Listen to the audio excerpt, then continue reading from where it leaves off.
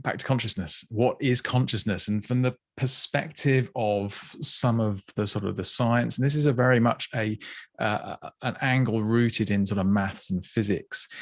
It's the lens of aware attention that we can bring to the world around us, because we are assailed by approximately 11 million bits of data every second that are received by our body's nervous system through our 5 senses. 11 million bits of data every second come in to the sort of the brain and the brainstem, the spinal column, the nervous center of the body, the receivers of the body. And our conscious attention is only able to contain approximately 10 bits of that. So that's 1/1,000,000th of the data out there. So there is, and this is often a sort of metaphor used in mindfulness. There's sort of consciousness is the sky in which the clouds pass, for example, or the river in which the leaves are flowing down. Those are often sort of metaphors for the space of consciousness and our tendency to get distracted by small elements of it. So from a sort of that sort of perspective, the suggestion would be that's the consciousness, the space of consciousness would be the 11 million bits of data. But actually we can only be consciously attentive to somewhere in the region of 10 bits of data.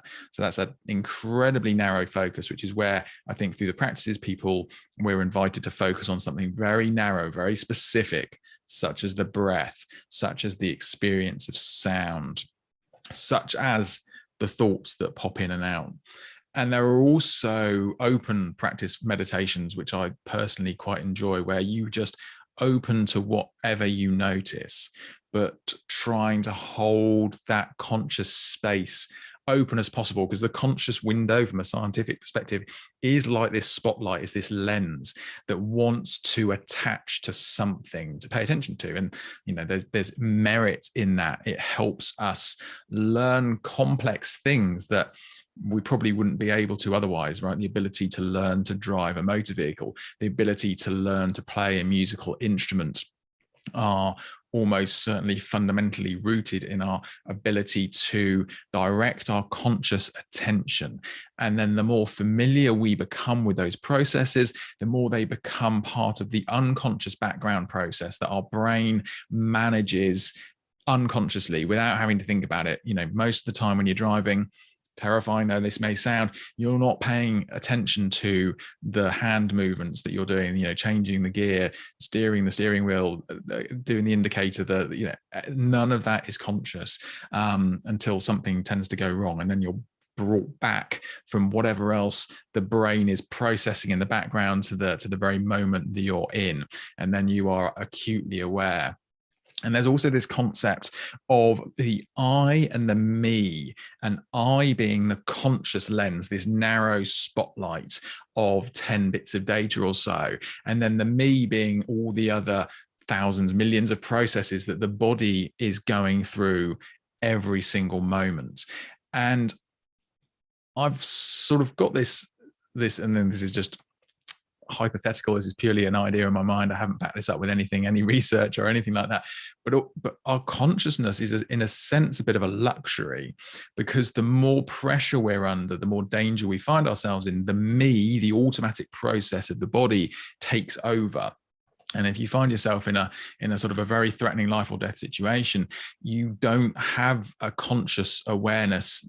People often report, there was this no conscious awareness. They just reacted. Things just happened.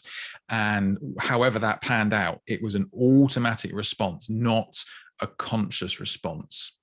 And in fact, again, scientifically, our conscious lens, our conscious attention lags behind everything else that actually happens by about half a second. Now, that doesn't sound a lot, but this has been done through repeated tests. So there's lots of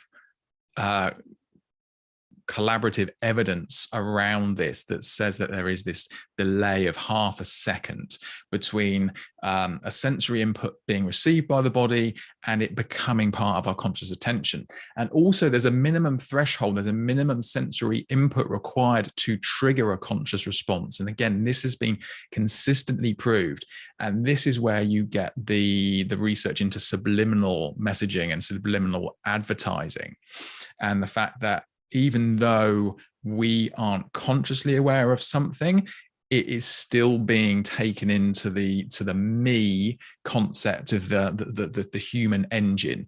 Our body, our mind takes this data in and stores it, and it can then, you know, the advantage to advertising is you can be watching something and then all of a sudden you're like, oh, I fancy eating a candy bar or something, and you've got no conscious realization that you've been coached into doing that.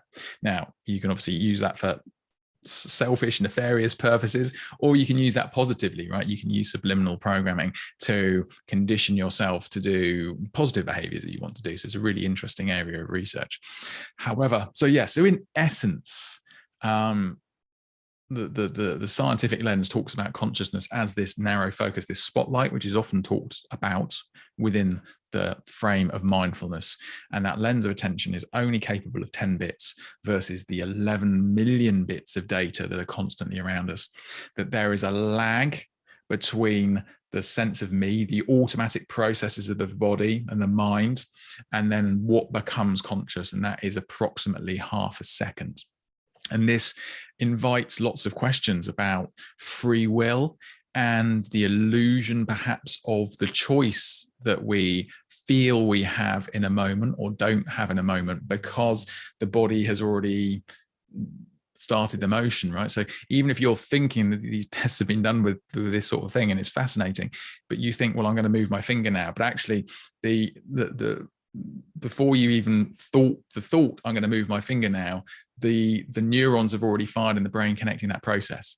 It's totally amazing and befuddling, and it does create so many questions about the experience that we have, what we are aware of, what we're not aware of, and that's a fascinating landscape.